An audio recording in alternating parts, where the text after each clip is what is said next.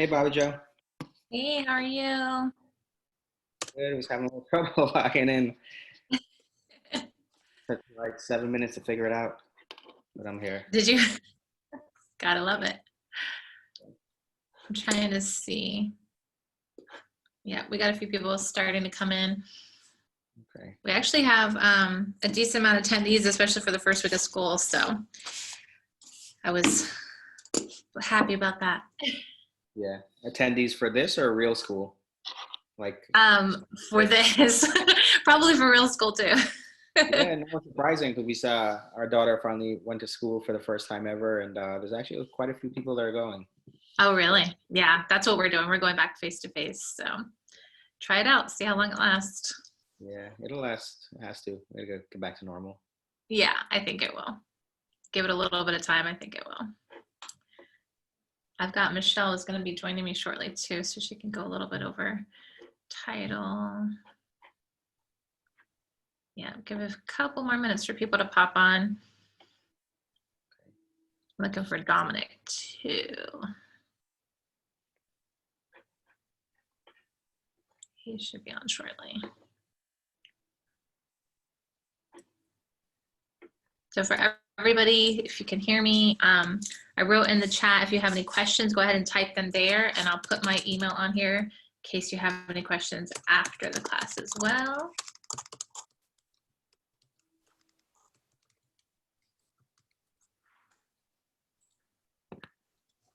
Angie's here. Hey, good morning. Good morning. My video's not on. Hold on, I'll fix that. I say, there we go. Now we can see you. Hi. Hello. Giving it just a couple more minutes. Waiting for Dominic too. Okay.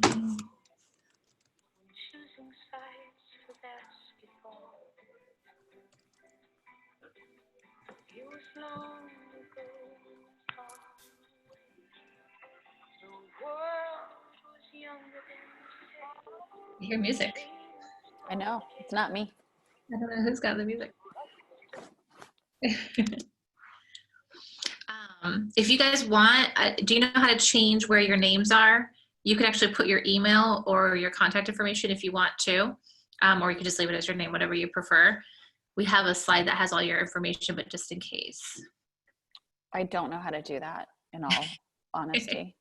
Okay, that's all right. No I can worries. try to figure it out. It's not allowing me to change it. Like I can go in, but it won't allow me. Oh, rename. Okay. Okay, yeah. Okay, now it popped up. So you want us to put our emails in? Yeah, just some way that they can contact you. That way, if they're when you're talking, they can see that and not have. Yep. See, like in the chat box now, I see Mo with his phone number. You can't see it all the way on his picture, but in the chat box you can. Or maybe you guys aren't able to see that. I'm not sure. Yeah, I think just you. Okay. I know you can see it when you click it. Dom, are you on? I see another number. Dominic.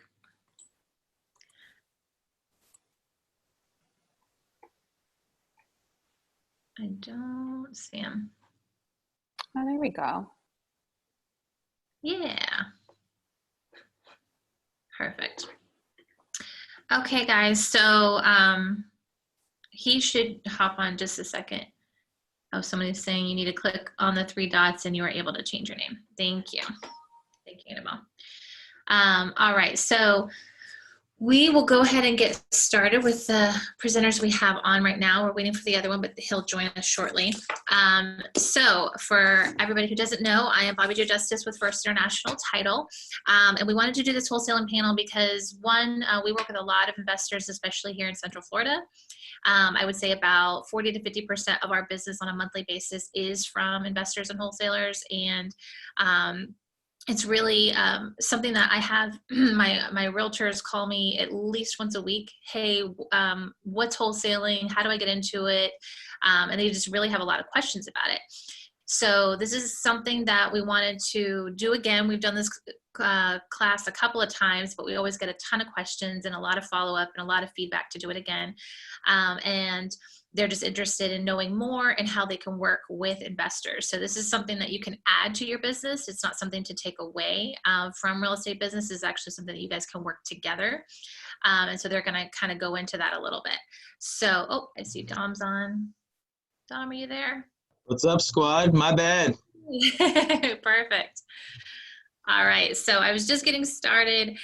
So we have, first up, we have Dominic Felix. He is a wholesaler who leads a team of 15, and he will explain the wholesale process from start to finish, marketing, team building, et cetera, and kind of how he got his start. We also have Mohammed Khan, who is a local realtor, investor, wholesaler, who will share his personal transformation from being a realtor to becoming an investor and wholesaler. And Angie Aki, she is the investor who will discuss exit strategies, since her passion is helping people find solutions to difficult situations such as foreclosures, probates, and owning a burdensome property. So let me thank you guys again for being on here. I'm gonna quickly mute anybody who is not muted. All right, and let's go ahead, and I'm going to share the PowerPoint, and I think Mo, you said you were going to get us started, right? Yep. All right, so let me get that. It's going to share screen. If you don't see it in just a second, let me know. Perfect. All right, can you guys see that? Yes. All right, so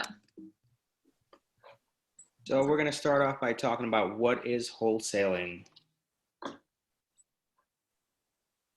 So wholesaling basically is when a wholesaler pretty much finds a contract, or they prospect for distressed properties, either distressed properties or distressed sellers.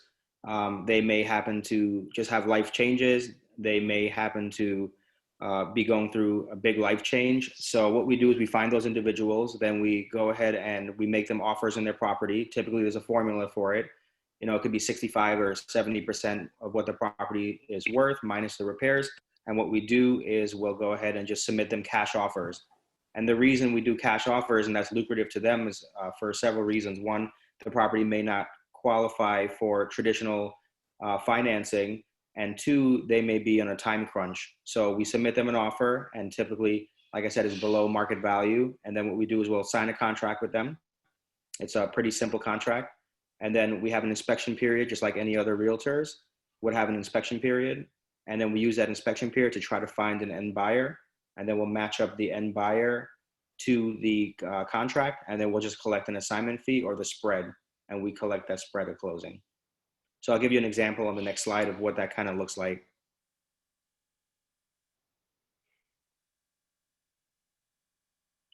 So here's a typical wholesale scenario. So a typical wholesale scenario looks like this. The wholesaler has a house that they contract on with the seller for about $90,000.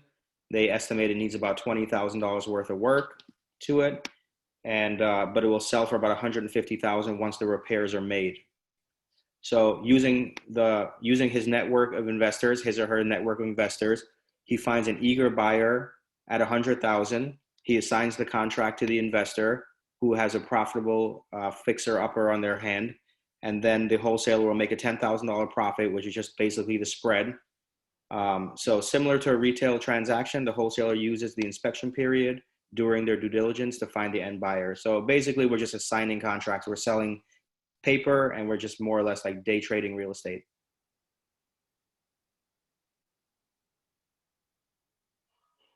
So I believe Dominic is going to talk about how to find, or what an investor or buyer is looking for. Dom, can you see the slides? Did we lose him? I think he was muted. Oh, Dom, you gotta unmute. There you go. Yeah, you guys hear me okay? Yes. Awesome, awesome. So I missed where Mohammed left off, but I'll just jump in on these next few slides. So what's an end buyer investor looking for? Buy and hold or fix and flips. So We'll get properties under contract. We'll shop them around to the investors. So we'll either build an email list over time, or we'll market it on social media. There's lots of other websites that we go to, like Bigger Pockets, obviously Facebook Marketplace. There's a lot of different ways to present the properties to people. And then you're either presenting a buy and hold or a fix and flip. In lots of scenarios for our company, the buy and holds are the cheaper, lower price areas that don't really make a whole lot of sense for fix and flips. So here in Jacksonville, Florida, we have some neighborhoods where ARVs can be, you know, $50,000, $70,000. And in some of these cases, if flippers are going to flip these properties, then it can take $40,000 to $50,000 to do everything that they have to do for a typical flip. And if that's the case, and we buy the property for $20,000 or $30,000, the flip, you know, format doesn't really make sense.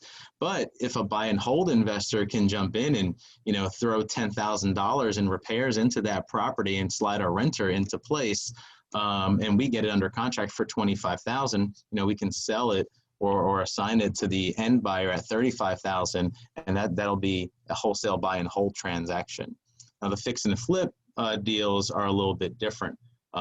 There's a lot more, in my opinion, from our experience, there's a lot more avid fix and flip investors. And, you know, if you can get a deal like that and there's enough equity in the deal for it to make sense for the fix and flip and right deal, it'll go quick. They're very, very active out there in the investment market. And in my opinion, from what we've experienced, there's way more fix and flip investors than there are buy and hold investors. Everyone wants to make large sums of money right now. So that's our experience with the buy and hold and the fix and flippers. So let's see here. So buyer pays all closing costs minus the prorated taxes and back dues, which is true. In Orange County, in highly desirable areas, investors will pay more, 80 to 85% maximum allowable offer. Investors typically use hard money, like to close in 30 days or less. No inspection periods, property are sold as is.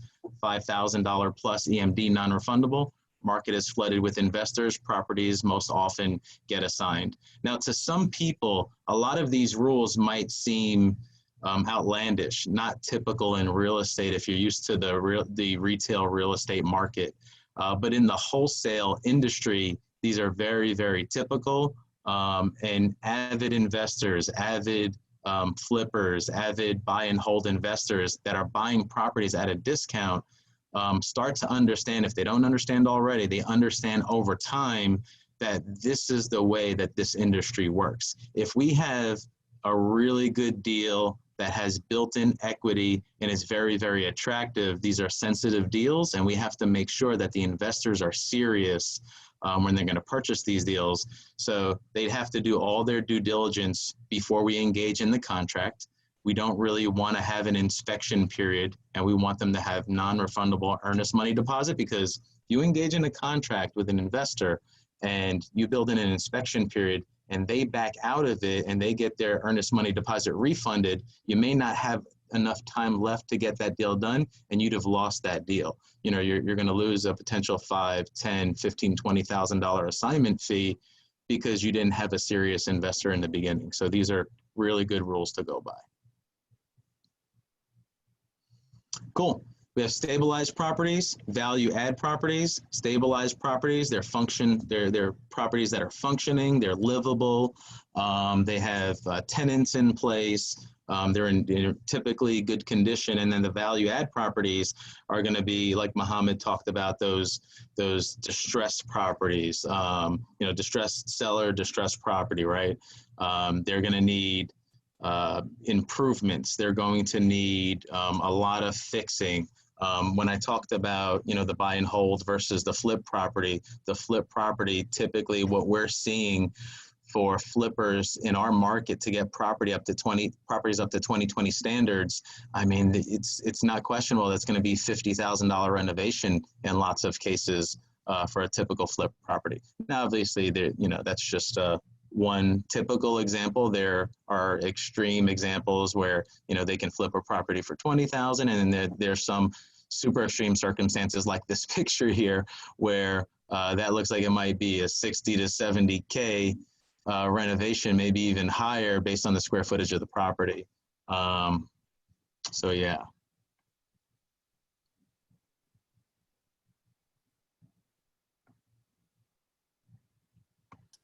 Okay, so I'm going to go over the case studies and some of the deals that we have done with realtors, because what I want you to take away from this conversation is that as wholesalers, we're not looking to compete with you.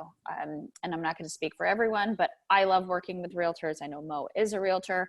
You know, I don't know about Dom, but we absolutely love working with realtors. There's a ton of ways we can work together and everyone can make money. So I wanted to go over some examples of what we've done with some of our realtor and broker partners, and where we've both made a profit and helped the seller at the same time. So this was a deal in Orlando. It was a lead from a realtor. She sent it over to us last October, just with the seller name and contact information. We continue to follow up. So we took the lead and we ran with it, and we continued to follow up for a couple months. We had a purchase price agreed upon. She went into surgery. The actual purchase agreement wasn't signed until 2 months later in December. We had to reach out to the neighbor to coordinate access for photos because she was in a rehab facility. We did an investor walkthrough and assigned it to an end buyer. So we actually closed on the property the day after Christmas, so end of December. So it took not quite 90 days in the whole process from the moment we received the lead until we were able to close it. We've never met with the seller in person. We've spoken with her multiple times, but never met with her in person. I personally never went to the property. I sent a runner out for the walkthrough. We had to actually coordinate movers as well, so we sent a runner out for that. Everything can be done virtually anywhere. So especially right now, and I know things are changing a little bit now, kids are going back to school, everyone's in face masks, you know, but people are still really apprehensive about having people in their house or being in large groups. So everything can be done virtually, or we can time everything so there's not a group of people there at once. We do virtual walkthroughs. But for this particular situation, there were quite a few benefits to the seller. We worked with a senior advisor and provided her as a resource. She recommended a local mover, and we've since worked with them multiple times, both the senior advisor and the moving services. We coordinated movers. We got on the phone with the seller, sorted items as to what she wanted, what she didn't want to keep. So whatever she didn't want, you just leave it at the house. So that's one of the differences between retail and investment properties as well. And then we did a seller holdback at closing. She didn't have the money to pay for the movers. And that happens a lot with the properties that we put under contract. So for this instance, we did a seller holdback. She didn't actually need to stay there for 14 days, but she needed the funds to pay for the movers and us to go in and coordinate the movers. So we did that as well. And again, she left what she didn't want. This particular deal, the realtor was paid little over $7,000 at closing just for providing this lead. And that's based on our realtor referral program. So they simply provided the contact information. We took it from there, and 3 months later, they made $7,000. So total win-win. We made money, they made money, seller was happy. Angie, we were just asked, how much was the sales price for this property? I have no idea off the top of my head, but I would have to go back and look. So if we note who is asking that, I can dig that up. So easily, but just Perfect. not right Michelle is with me. She is my closer branch manager extraordinaire. She's actually looking up that file right now. Oh, okay. There you go.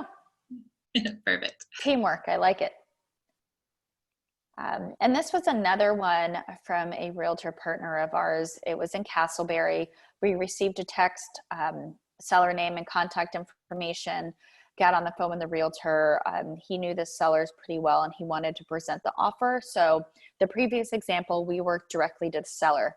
In this example, we actually worked through him and he already had an agreement with the sellers in place. So he already had his commission agreement in place. He needed a cash offer because they needed to close very quickly before the next mortgage payment was due. They didn't have the funds, the family didn't have the funds to pay for it because it was an inherited property. So we got a cash offer. He had already received a couple. We were actually able to come in with a fair cash offer and were able to pay the sellers more, which is something we always strive to do. So we try to make sure it makes sense for us, but it's also a win for them. We signed the contract same day. Lockbox was on the house. Realtor actually sent us photos. So in this example, the realtor was more involved, but that was his preference, which is fine. It's whatever works best for you. We assigned the property to an end buyer actually the following day, and then we closed on it on the 13th of March. So this was from the moment we received the text until closing, approximately 21 days. So really quickly, never met with a seller, never saw the property. Again, everything was done virtually. Some of the benefits to the seller: closed within 21 days. They didn't have to make a mortgage payment, and they got more than they expected for a purchase price. And in this instance, the realtor fee paid at closing was $6,300. So again, half to the realtor, half to broker, because they represented both us and the seller. So this may be a question for everybody. We were asked, what is the referral fee you pay to agents? So is there a set percentage, or how do you calculate that? And each of you might have your own standards of how you pay that. Yeah, I think I would guess it's going to vary. So I know we have a realtor referral program, so we can provide that information, but we pay percent of the assignment fee. Or in this instance, the realtor said, we have a 6% agreement, just like a regular retail listing. So you can do that as well. So, and I don't have I should have the percent at the top of my head, but I don't. But if someone's interested, I can email you the agreement or information for our referral program.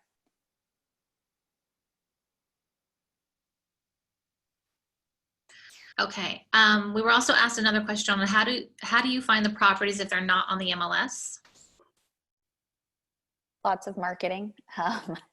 And you guys can hop into. I know we do a lot of text message marketing. We have some cold callers. We do some mailing. We don't do as much as we used to, but we focus on different stressors. So we're looking for properties that are either distressed properties or situations, or distressed sellers. So we focus on those, and or we look at high equity as well.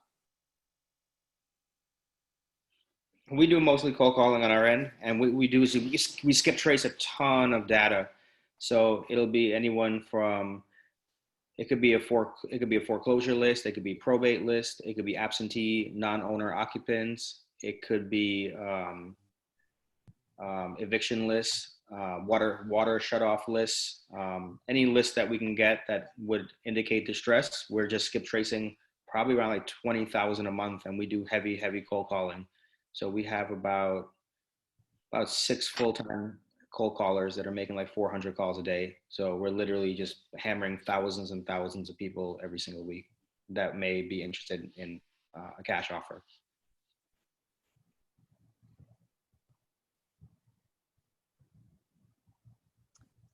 So this is, again, something I'll go over as far as we talked about working with realtors. The goal really is to see wholesalers as a partner and someone that you can work with. So we really should have a cohesive working relationship so we can put our heads together and find the best solution for the seller. And it's a win-win. There's plenty of business and plenty of money for everyone to make. And then, the goal of this, right? So when people look at buying or selling a property, their first thought is, oh, let me work with a realtor, typically. So we want to make sure we're partnering with you. We market our deals for pennies on the dollar. If we have a deal, and I'm marketing a deal, I think we have 10 right now under contract, you're welcome to market those to your buyers. So you can be seen as a resource as well to your investors and your cash buyers out there. And you just market our deals and you add any commission or fee you want on top of that. We're happy to work that way as well. And again, multiple ways to make money. Add your fee on top of deals that we're marketing. Have an agreement with the buyer to pay not a fat fee, or a fat fee. That'd be awesome. but a flat fee. So I know some realtors have an agreement that say, okay, buyer, if I bring you an investment property, it's off market, you're going to pay me whatever it is, $3 grand, $2 grand, whatever, 10 grand, whatever that agreement is, that's between you and your buyer.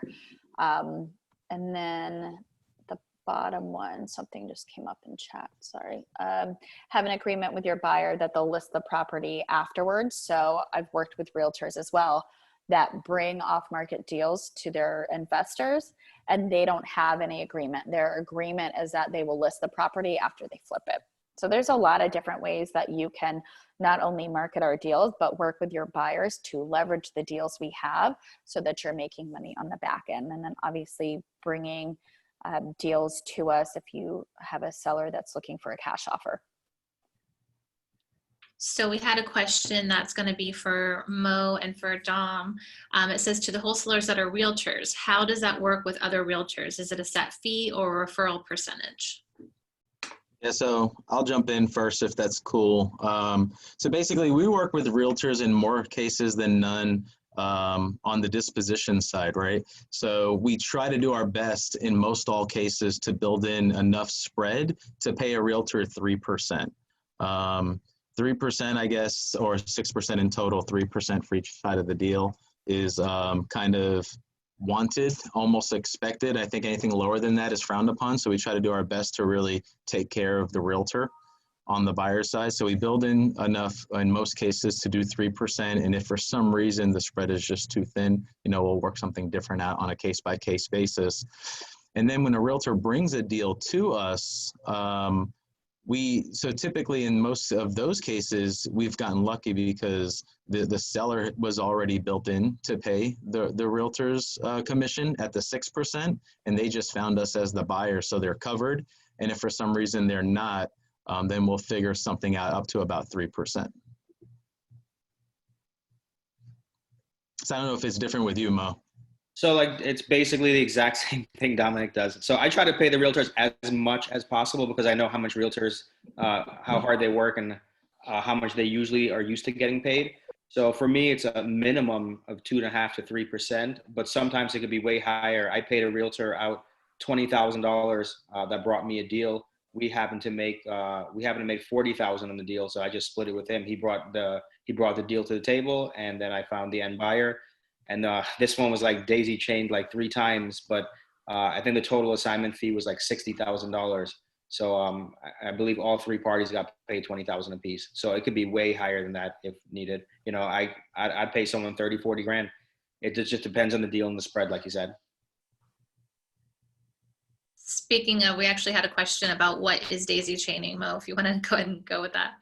Sure. So daisy chaining is advertising other people's deals. So like Angie mentioned earlier, a good resource for you being a realtor is say, hey, I have off-market deals. And even when I'm sitting there in a listing appointment or a buyer's consultation with someone, I'll sit down there and say, hey, not only do I send you deals on the MLS, but I'll also send you properties that are not on the market because we're prospecting for properties that are not on the market too. And every time I say that, buyers' eyes light up.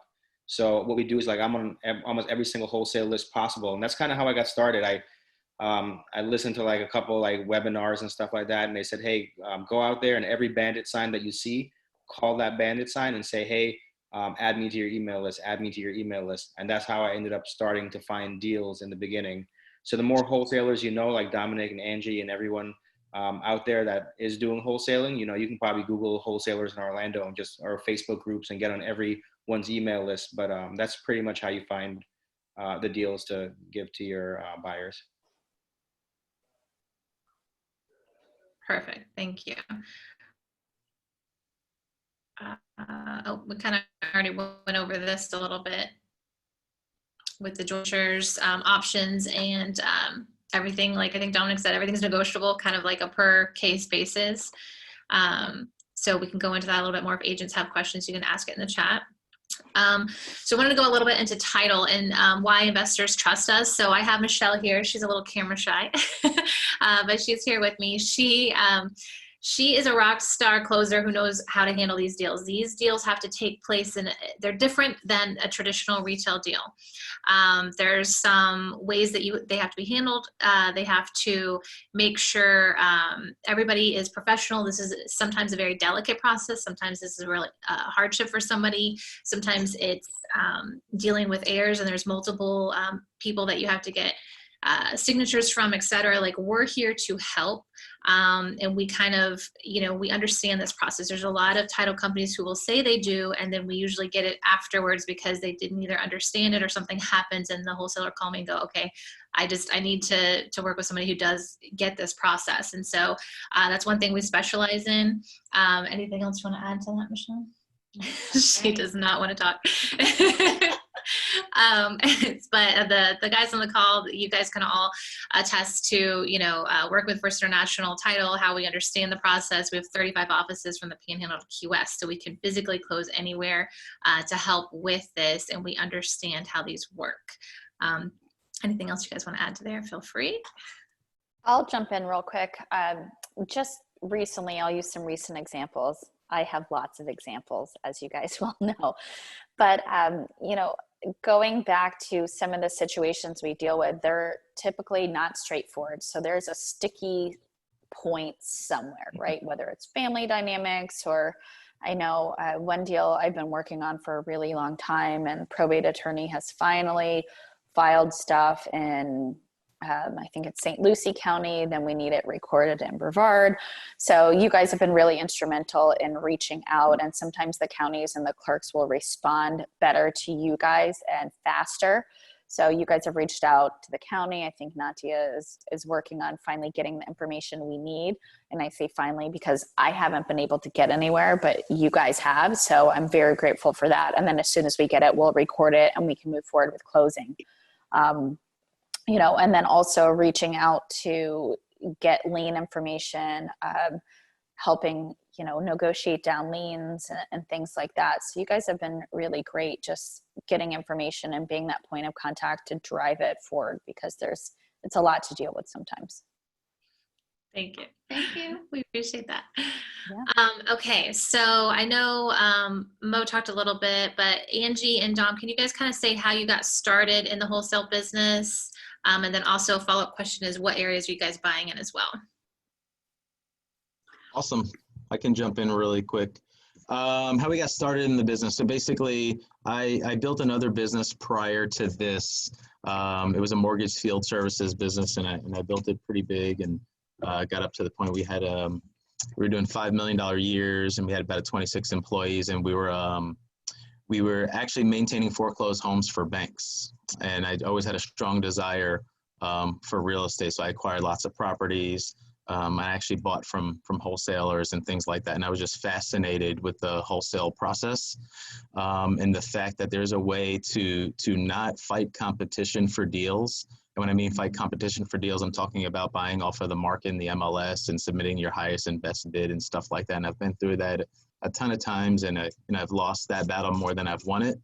So when I found out there's a way that you can contact sellers directly and just work one-on-one, kind of reminds me of old school sales, like when you're with your dad or your mom and you go to a corner like Christmas tree stand and you're bartering with the guy for $40, $35, $30 it's just one-on-one old school sales, which I was very intrigued with. So, I just partnered up. I had the business building experience. I partnered up with my partner who had already done about 100 wholesale deals prior. And we agreed that we're just going to hit it hard. I'm going to use my business scaling capabilities. He's going to use his wholesaling capabilities. And now we're going to build up this wholesale company, which is, it's starting to flourish pretty well.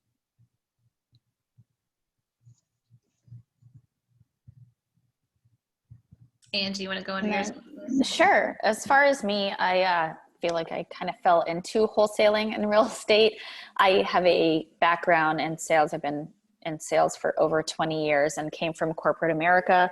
I always had an interest in real estate, and then a girlfriend of mine was fixing and flipping, and I got involved with her mentor and learned all the creative financing strategies, subject to lease options, and then also learned wholesaling. So I tried a little bit of everything and found that wholesaling was the best fit for my personality and what I wanted to do. So I left my corporate job a little over a year ago, about 13 months ago. So last year was my first full year wholesaling, and it's been great. It's been wonderful. So I've decided to keep it small overall. So it's myself, and I have a full-time employee and then 3 part-time employees, and we were scaling. And then I decided that that's not what I wanted for myself and my family. So we're small and keeping it local. We market to Orlando and Tampa, and within about 2 hours of each. Perfect. Any more you want to add on that, Mo, and how, I know you talked a little bit about that, but kind of why you did the crossover a little bit?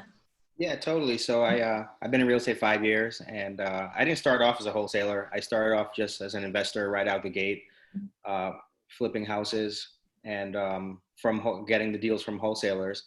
And then towards like the 3rd year or so, I with the whole daisy chaining, you know, people getting a deal and adding their price on top, then adding another price on top, then adding another price on top. I never really knew who the true source of the deal was. And then when I would see at the closing table, and I would look at the closing statement, and I would see how many assignment fees are on there, I was like, man, this is crazy. So, you know, I just wanted to go to the source, and decided to just do it on my own after getting tired of dealing with so many other people involved in the deal. And things don't always go smooth when there's so many people involved in the deal either. And so I just wanted the best possible deals. I don't do wholesaling. I do wholesaling and I run it as a business to make a profit, of course, but I really do wholesaling so I can find the best deals possible with the most meat on the bones possible. So I can, you know, flip those properties and make maximum profits. But I have stopped flipping though, because I love wholesaling so much, and realize that it's faster, quicker, easier, and I don't have to hold a single property or deal with managing contractors, and just taking a break. But now I miss flipping houses, so I'm getting back to flipping a couple. So we have 2 that we just contracted on this week, and I said, you know, I'll take those down myself. Because the last investor I worked with, it was a quick, easy deal, and we got a mobile home for like 25 grand. We sold him for 45 grand. So, you know, we made 20,000 on the assignment, and then he flipped it in 2 weeks, and we sold it for 147,500. And I was like, man, this guy's making 70 grand off this deal. I'm like, let me jump back into some of these.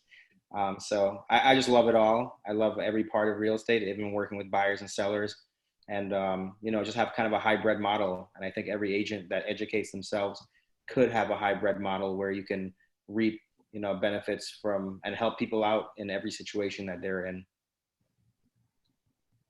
Because I know that every single realtor sitting here is probably getting lots of calls for people looking for flip properties, looking for duplexes. Right now, I can't even tell you how many calls a week I get on those. And you know, being able to work with wholesalers is a huge plus, because we have what your buyers are looking for, and then you can just add your price on top and collect an assignment fee. It's awesome. You know, it doesn't have to be a typical deal. Like we had one in Claremont where we had gotten the property for like 60 cents on the dollar, and I knew that the buyer was willing to pay a lot more than that, and it was right up his alley. So I sold it to him for 80 cents, you know, for 80 cents on the dollar. So had I sold it to him as a listed property, I would have made 3%, but we ended up selling it to him and making like $25,000, and he was happy as hell because he got the property for dirt cheap with a ton of equity inside of it, and we got it for dirt cheap. So a lot of the buyers don't care how much you're making as long as they're getting a good deal. Speaking of a good deal, Mo, you were the first person to tell me about a BRRRR. Can you explain what that is? Sure. So I actually did a BRRRR last year just to kind of go through the process and see what that looked like. And it's you buy properties below market value, you know, and if it's like, let's say 70% below market value. I happened to have bought one in the Pine Hills area. It was a 3-bedroom, 2-bath. We got it for $150,000. It was worth about $220,000. So BRRRR stands for buy, rehab, rent, refinance, and repeat. So we bought the property for $150,000. Luckily, this one needed no work at all, so I didn't have to do the rehab. It already had a Section 8 tenant inside of it, paying $1,350 a month. So I went straight for the refinance the day I closed on it, and then we ended up refinancing. So I pulled out. It appraised at like $210,000 $10,000. So I was able to pull back out like 160,000. So I pulled out 70% of the equity that I had in the property. And then my mortgage payment is about $1,000 a month. And then I'm cash flowing $1,350. So I'm making $350 a week in positive cash flow for the rest of my life until the property gets paid off. And basically the tenant is paying it off for me. So I've got a free house and I get cash flow on it every single month. So it's a great strategy. And I think it's the easiest way to become a multimillionaire because you're allowed to do up to 10 of them in your personal name. So you get a free house, you just go through the process. You might have to spend a little bit of money on closing costs and rehab, but that's really about it, very minimal expenses. So it's a way to get 10 free houses and have a tenant pay it off for you. So if you do 10 of them, let's say to 250,000, you'll have a $2.5 million net worth overnight, and you can probably do all that in 1 year.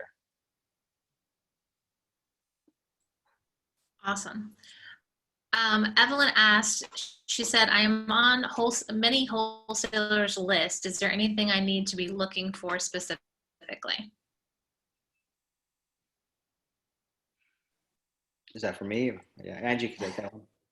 I just say whatever your buyers are looking for. So if you're on lists, just look through, even if you look at them really briefly and say, okay, like know the areas, because I know for me, or let us know what areas you're looking in. For me, I have my buyers list categorized by either major market and or county. So you'll get them, for instance, if you have a buyer looking in Polk County, we'll make sure you're added to that Polk list. And then I sent out 2 properties this week. One of them is almost turnkey and one of them needs a complete renovation.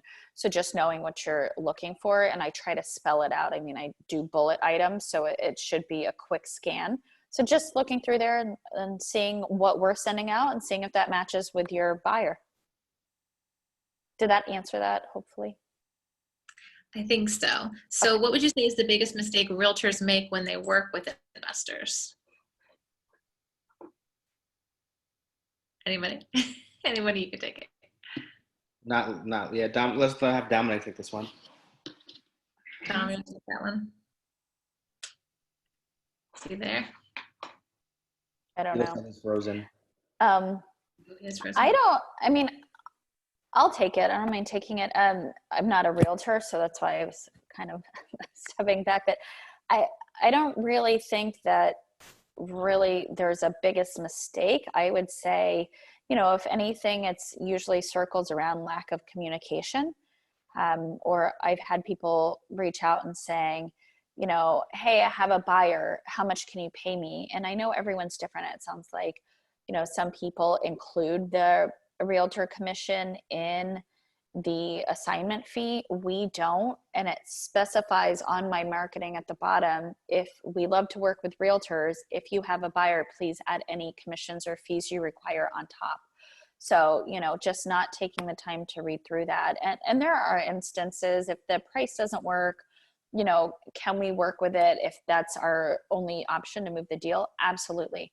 You know, but just have open, honest communication. And, you know, I would say that is most important, and that may be the biggest mistake. But I don't honestly see it. I see it as a win-win. So I don't really see how it could, you know, be a negative for anyone. I'd like to add a little to that. So I think the biggest mistake by far you can make with working with investors, some wholesalers, their ARVs aren't very accurate, and you being a realtor, you know how to do comps properly. And some people like, there are some wholesale groups that are amazing that price the properties correctly. And there's some that just have these fake, ridiculous ARVs that make no sense whatsoever. So make sure that you're comping the property properly before you send it to your investor. Because the last thing you don't want to be a one and done type of person with your investor. You want to create that investor for life. So I only have like literally 3 investors. They buy everything from me. And the reason they buy everything from me is because I'm making them a lot of money. And I make them that promise as a realtor that, hey, I'm going to go ahead and I give them a rule. And I say, hey, listen, if I'm going to send you these deals, you have to relist this property back with me. That's my one rule. And if they say yes and they agree with me, great. So I'm going to start sending them deals and put the work in for them. So because I'm relisting the property back for them, I have my reputation on the line. I have my skin in the game because I told them, hey, listen, you're buying this property for $100,000 and I know that I can sell it back for $160,000.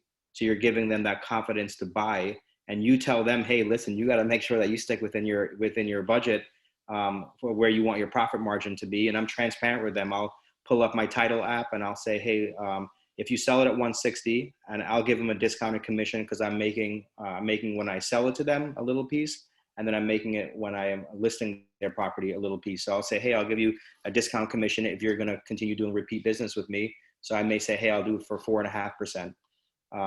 And then I'll send them the net sheet and say, okay, if you sell for 160, you're going to net 153. So now you know what your budget is, Mr. Investor. And I think it's about being that expert for them. And then after they do 4 or 5 flips and they're making money, all their friends are going to line up to join with them because they're going to talk about how much money they're making with you. So that's kind of how it snowballs for you. So I think the biggest mistake that realtors make is by not being 100% honest and trying to be a one and done deal with your investor. And I'm going to actually add to that as well. I would say, and this goes back to communication, but making sure if you're bringing a buyer to a wholesale deal, they're aware of the differences between a retail transaction and a wholesale transaction. So just going back to no inspection period, the EMD is non-refundable, and just some of the nuances, like you're not going to get a broom swept house. You're going to get a house most of the time where there is, you know, either furniture left or literally heaps of garbage. I've seen both. You know, one time I've seen it swept out.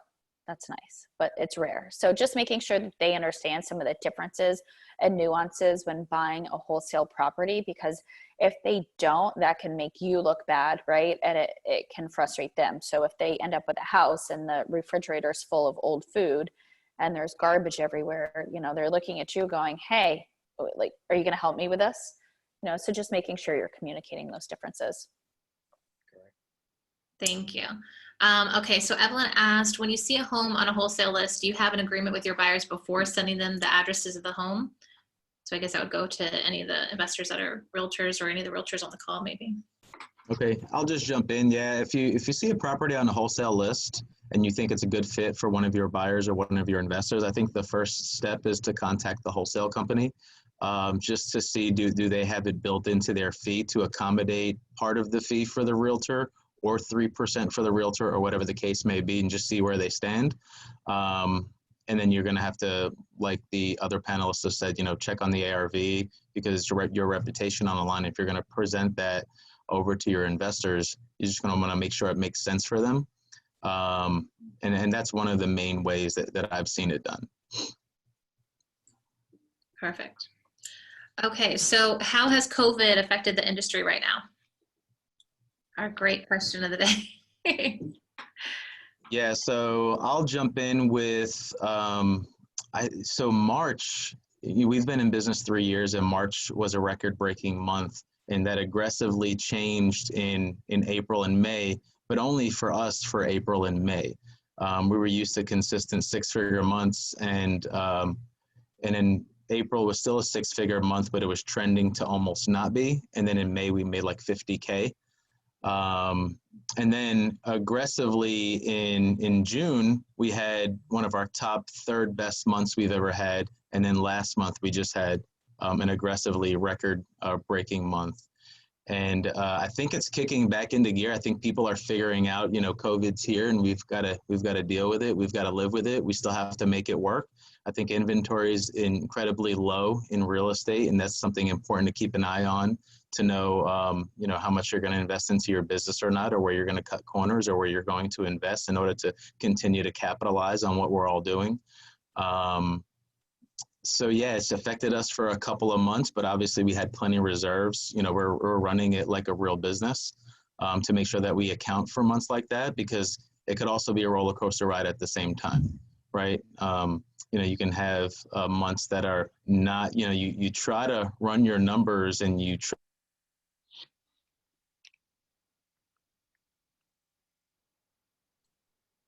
You're frozen, Dom. All right, we'll let him come back on.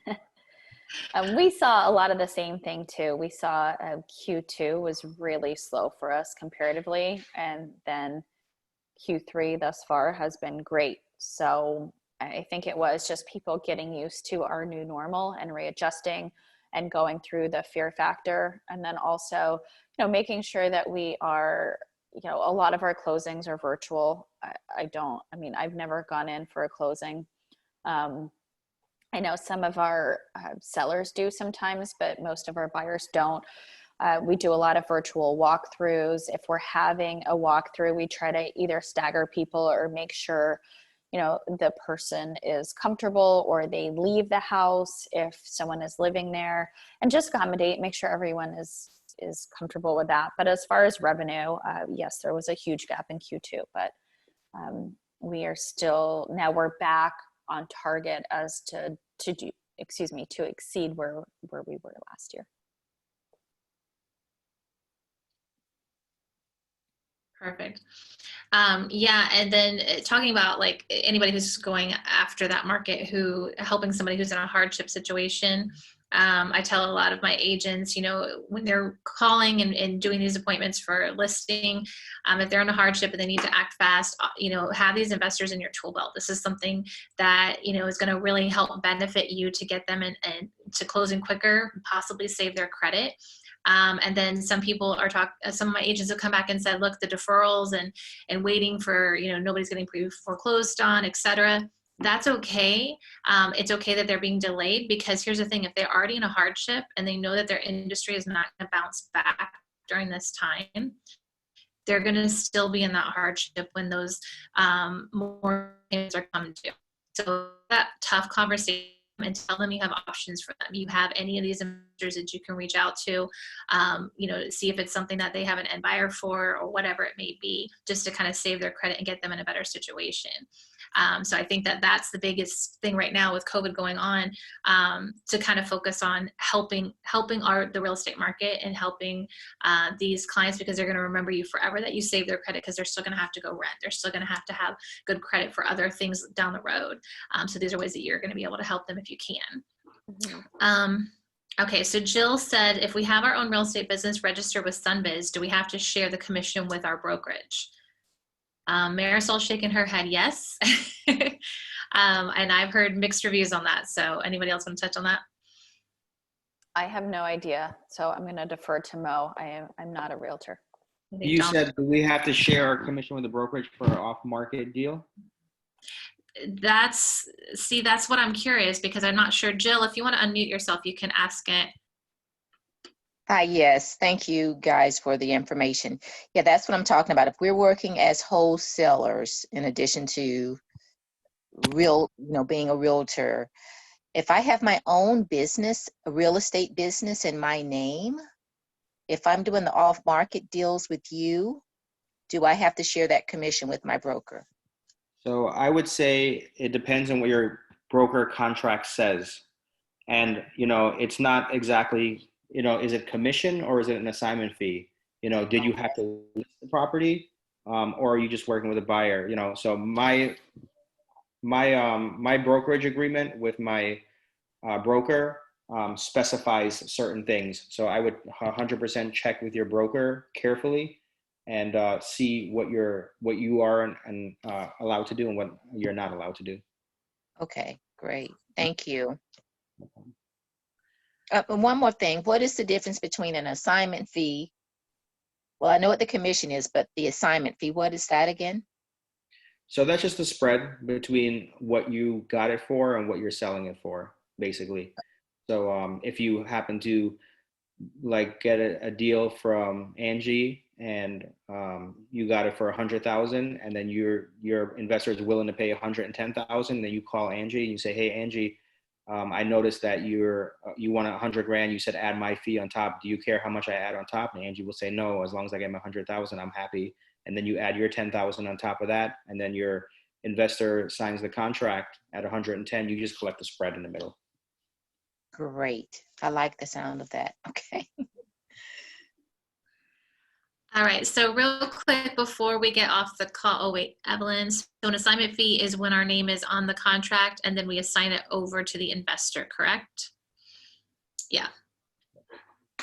Okay, so real quick before we end the call, I just wanted to see if there's any groups that you guys are in trainings you promote, that you personally lead, a podcast, etc. I know Dom, he just sent me a message that he got poor connection and he got kicked out. So he apologizes, but I know he has the People Wholesalers. You can follow him on Facebook. They do a podcast. I believe it's every Thursday night. At 9 o'clock, he always sends me a text, hey, I'm going live, and you can watch, and they have people call in, ask questions, and it's him and his business partners, so I know you can do that. Angie, I know you have a group that you're involved in too, if you want to go ahead and plug that. Yeah, I mean, I've been through multiple mentor programs, and so I have right now my acquisitions manager is actually doing some education for people, and she is a licensed realtor and broker. So she's been doing some trainings and educations for people as well. So if you're interested in that and learning more, I would personally match you up with her. I think she's the best source to do that. So I'm doing more non-real estate stuff regarding personal and professional coaching and speaking. So she's focused more on the real estate. I'm focused more on the inner working, I guess. So on your inner self. Perfect. Mo, anything that you wanted to plug on there? So I've just like flown around or went to seminars from the gurus. I did one called Real Empire, which was with a guy named Rafael Vargas, but he no longer does that. And then I went to it's called Real Advisors, and they have like 3 individuals that are like coaches. There's a guy named Lee Kearney, and then a guy named Tim Bratz. They teach different things. Like Tim teaches apartment complex value add. So I'm just always learning and growing and taking classes. I have never signed up for coaching though from anyone. I just kind of learn as fast as I can, and then I get obsessed and I watch every YouTube video in the world, and then I call people that are doing what I want to do, and I pick their brain and learn from them. But I haven't had a coach and accountability yet. Perfect. Is there anything final that you would recommend that these agents need to do? If you also want to type in the chat box your contact information one more time, I'll put it right here so everybody can see it too. But if there's any other additional places they can follow you, they can reach out to you, and then make sure put your criteria, what your clients are looking for, and then they'll get you guys on all of their lists. There's multiple lists, and I'll get down to. Evelyn asked, what areas are you guys purchasing in? I think you went over a little bit, but if you could touch on that one more time before we close. So we cover Orlando and Tampa Metro, so within about 2 hours of both where we're purchasing. Same here. I stay in Central Florida. When we first started doing wholesaling, we went crazy. We were in Texas and Georgia, and we went like just Vegas and all these other places. And it was harder for us to dispo the deals or sell them to the end buyer because we didn't have the end buyers. But I had a ton of buyers here in Orlando because I was a realtor for all these years. So I stick where I know, and then I stick with the buyers that I know and what their criteria is. So if I hear common things like, hey, everyone's looking for 50-unit apartment buildings right now with value add, that's what I'll focus my marketing on. And everyone is looking for the same thing: 3-bedroom, 2-bath, 2-car garage flips. Those are the hardest ones to come by because everyone's looking for that. But I'll take that on a less margin because I know A, it'll sell really quickly if I do decide to become the investor, or 2, I know I have 1,000 buyers looking for something like that. And even if they get it 20 grand below market value, they're typically happy. So it's really about listening to what your consumer is looking for and trying to get those particular deals for them. And right now, just throwing it out there, we've gotten into the mobile home park space, and we've flipped several mobile home parks already and assigned and wholesaled several mobile home parks. So if you guys on there get any mobile home parks, definitely give me a call because we would have some end buyers for them. And also we would take them down ourselves. Perfect. And I can speak for Dominic since he got kicked out. Jacksonville and Orlando are where he concentrates a lot on. But anything in that North Florida area, if you get something up that way, he definitely would be the guy to reach out to and follow on that too. So if you guys have any questions, please reach out to your local First International Title rep. If you don't know who your First International Title rep is, my contact information was in the chat box. You can also reach out directly to Angie, Dom, or Mo. They'll be happy to help you and get you added to their list so you can have that as well. And we appreciate your time. Thank you guys. Thanks to our panelists. And let us know if there's anything we can do. And happy selling, everybody. Awesome. Thanks for the opportunity. Have a great day, guys. Thank you.